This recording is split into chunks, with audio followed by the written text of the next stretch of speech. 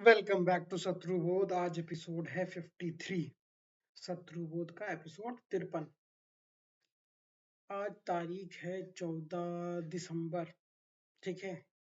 आज बात करेंगे इंडिगो के बारे में, है ना। इंडिगो एयरलाइंस का बवाल हुआ है। कम से कम 1000 से ज्यादा फ्लाइट्स कैंसिल हुई हैं। लोग परेशान हुए हैं। लोगों को जो है जानबूझकर परेशान किया गया है, ऐसा बहुत लोगों का मानना है। इस बारे में फैक्ट्स क्या है, डेटा क्या है, इस बारे में बात करेंगे। ठीक है। तो ये पूरा का पूरा एक तरीके से कॉरपोरेट फ्रॉड की तरफ से जो है वो निकल के आया है। ठीक है। गवर्नमेंट ऑफ इंडिया ने, भारत सरकार ने, मोदी सरकार ने, जो पायलट के लिए रेस्टिंग आवर्स थे, यानी कि उसको एक हफ्ते में 36 घंटे की नींद जो छुट्टी मिलती थी। नींद तो रोज ही लेता होगा बेचारा वो, मतलब वो 36 घंटे पहले छुट्टी लेता था। भारत सरकार ने उसको 48 घंटे कर दिया। टोटल 12 घंटे बढ़ाया है। ठीक है, 36 और 48।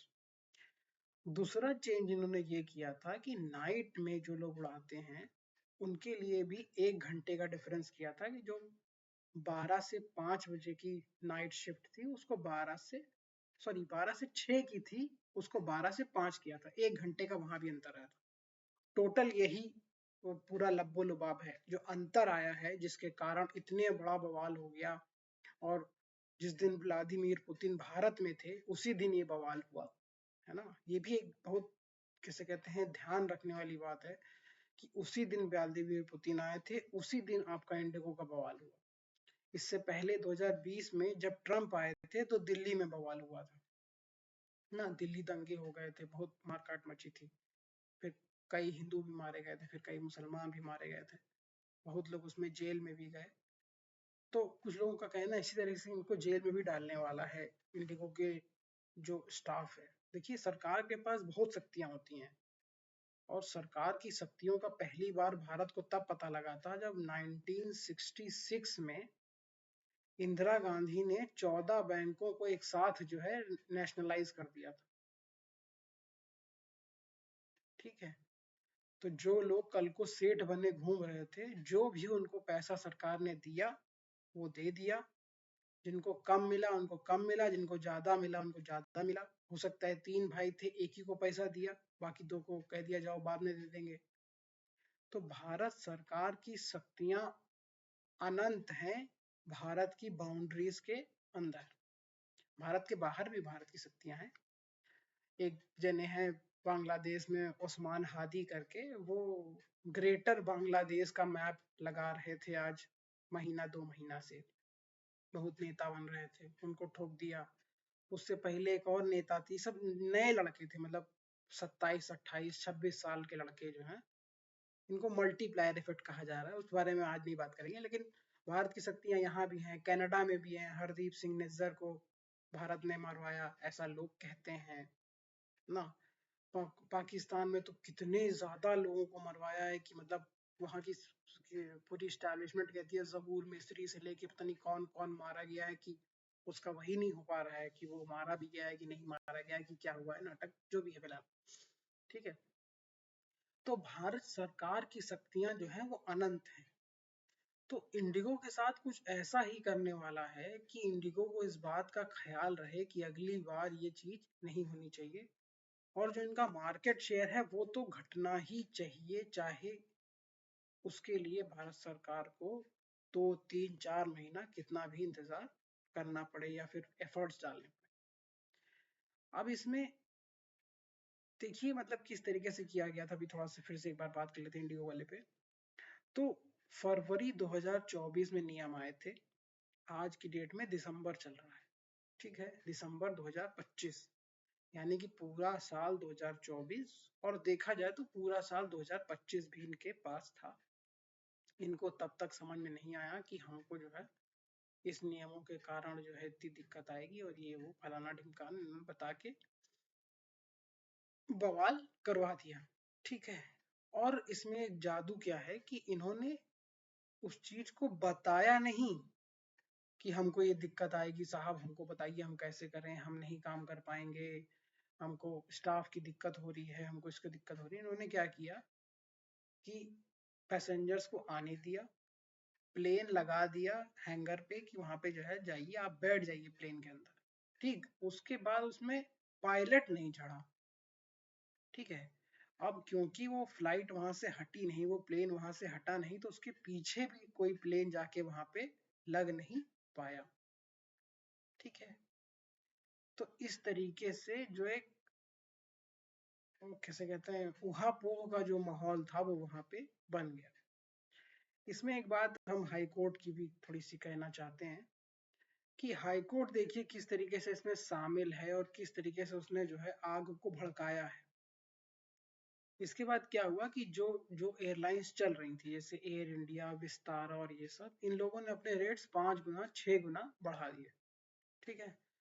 तो वैसे तो एयरपोर्ट क्या नाम है हाई कोर्ट के पास समय कम होता है और इस चीज को समझने में उनको टाइम लग जाता है कि सुमो मोटो लें कि कौन सा मोटो लें, लेकिन इसमें इनको तुरंत समझ में आ गया कि नहीं नहीं, ये भारत देश के साथ खराब हो रहा है और पैसेंजर्स की वो दिक्कत होगी, तो उसको तुरंत इन्होंने आदेश दे दिया कि हम जो है आदेश देते हैं कि ऐसा नहीं हो सकता है कि आप 5 गुना 6 गुना रेट बढ़ा दोगे, ठीक है। मेरा यहाँ पे ऑब्जेक्शन क्या है, मैं ये बताना चाहता हूँ। इसी तरह का एक हाई कोर्ट से नैरेटिव आया था, उसके बाद मणिपुर में दंगे शुरू हुए थे, एग्जैक्टली वही स्क्रिप्ट है ये, ठीक है। और अभी मेरे को सही से याद नहीं आ रहा है, 3 4 पॉइंट मेरे दिमाग में थे कि किस तरीके से हाई कोर्ट के एक निर्णय के बाद जो है दंगे भड़के या फिर आग लगाई गई अलग अलग जगहों पे। अब मणिपुर वाला देखना, उसमें भारत सरकार ने कुछ नहीं किया था, वहां की लोकल सरकार ने कुछ नहीं किया था, हाई कोर्ट के आदेश के कारण वहां पे जो है हिंसा भड़की थी। वो सही गलत है वो जाने दीजिए, बट उसका जो कैटलिस्ट है, जो जो लास्ट जिसने माचिस लगाई वो हाई कोर्ट था। और इस सब को ध्यान देना चाहिए क्योंकि ये देश जो है, भारत में शत्रु जो होते हैं वो हर जगह हो सकते हैं, ठीक है। तो हम लोग को जुडिशरी को भी उससे अलग नहीं करना चाहिए। जुडिशरी भगवान नहीं है ना, वो भगवान के दूत हैं धरती पे। इनकी भी क्रिटिसाइज होना चाहिए कि इनके किस निर्णय से कुछ फायदा हुआ कि नुकसान हुआ, कि किसको फायदा हुआ कि किसको नुकसान, ठीक है। तो इससे मेरा ऑब्जेक्शन क्या है, ऑब्जेक्शन ये है, जैसे मान लीजिए मेरी शादी है, एक बार के लिए मान लीजिए, और मैं दिल्ली में हूँ और मुझे बैंगलोर जाना है शादी वही अटेंड करने, मेरे बिना शादी कैसे होगी, है ना। एक लड़का था भी बेचारा, वो जयपुर डायलॉग्स वालों ने एक छोटी क्लिप डाली थी कि देखिए इस आदमी का दुख देखिए आप। तो उसका मतलब देखिए कि वो बेचारा इतना परेशान कि मेरी शादी है, मैं अपनी शादी में नहीं जा पा रहा हूँ क्योंकि फ्लाइट ही नहीं है, और ट्रेन से जाएगा तो भाई ट्रेन तो वैसे ही लेट है ना। तो अब मान लीजिए अगर 5 गुना रेट पे टिकट मिल रही होती, तो अव्वल तो जो भीड़ वहां पे है, जो जो स्टेशन पे भीड़, स्टेशन कह रहा हूँ, मेरा स्टेशन ही होता है, तो जितनी भीड़ वहां पे एयरपोर्ट पे हो रखी है, हजारों की भीड़ हो रखी है एकदम, जैसे बस स्टेशन की तरह लोग वहां पे लोटे पड़े हैं, कोई वहां पे चना भूंज रहा है, कोई वहां पे सब्जी काट रहा है, वो पूरा एकदम रेलवे स्टेशन वाला हाल मचा दिया था वहां पे लोगों ने। अब ठीक है, मैं किसी को खराब नहीं कर रहा हूँ, लेकिन वो सब वहां से चले जाएंगे। अब इसमें किसी को बुरा लगता है तो उसको लग सकता है बुरा, बट मैं ऐसे ही बोलूँ, ठीक है, कि ये जितने भी थोड़ा सा जिनके पास पैसा कम है, मेरे पास भी पैसा नहीं है भाई, मैं कोई अमीर आदमी नहीं हूँ, लेकिन इस बात को कहना यहाँ पे बहुत जरूरी है कि भारत में आग लगाने के लिए किस तरीके से ये लोग काम करते हैं, ठीक है। अगर मान लीजिए 5 गुना रेट कर दिया गया होता और ये हफ्ता भर कर दिए जाते, मान लीजिए 5 गुना रेट जो है वो हफ्ता भर चलते, तो एक आदमी जिसका जाना जरूरी नहीं है वो जा रहा है भाई, हो सकता है कोई शादी में जा रहा हो, जैसे मान लीजिए अब किसी कोई कजन की शादी में जा रहा है, उसका जाना इतना भी जरूरी नहीं है। बट किसी की अगर सगी बहन की शादी है ना, किसी की अपनी शादी है, किसी की बिटिया की शादी है ना, मान लीजिए अब शादी में चाचा नहीं पहुंच पाए, कि मामा नहीं पहुंच पाए, मामा का लड़का नहीं पहुंच पाया, तो ये तो होता रहता है, ये तो हमेशा ही होता रहता है, भाई फंस गया कहीं नहीं पहुंच पाया। बट कहीं लड़की का बाप ही ना पहुंच पाए, इसको कन्यादान करना है ना, तो अब वो बेचारा 5 गुना रेट दे के आराम से चला जाता। तो यहाँ पे हाई कोर्ट की जो ये तुरंत निर्णय आया है ना, इस पे भी सवाल पूछना चाहिए, क्या इतना जल्दी निर्णय बाकी चीजों में दिया कभी? जहां पे भारत का नुकसान हो रहा था या फायदा हो रहा था, क्या वहां पे उतनी जल्दी निर्णय दिया? और इसके कारण एयरपोर्ट पे भी दंगा जैसी स्थिति हो जाती। वो तो कहिए तुरंत ही भारत सरकार ने सीआरपीएफ बुलवा ली होगी, है ना, सीआईएसएफ वहां पे रहती ही है। तो वहां पे आगजनी नहीं हो पाई, दंगा नहीं भड़क पाया, और बहुत ज्यादा लोग भी इन्वॉल्व है, नहीं तो नेता लोग भी वहां पहुंच सकते थे।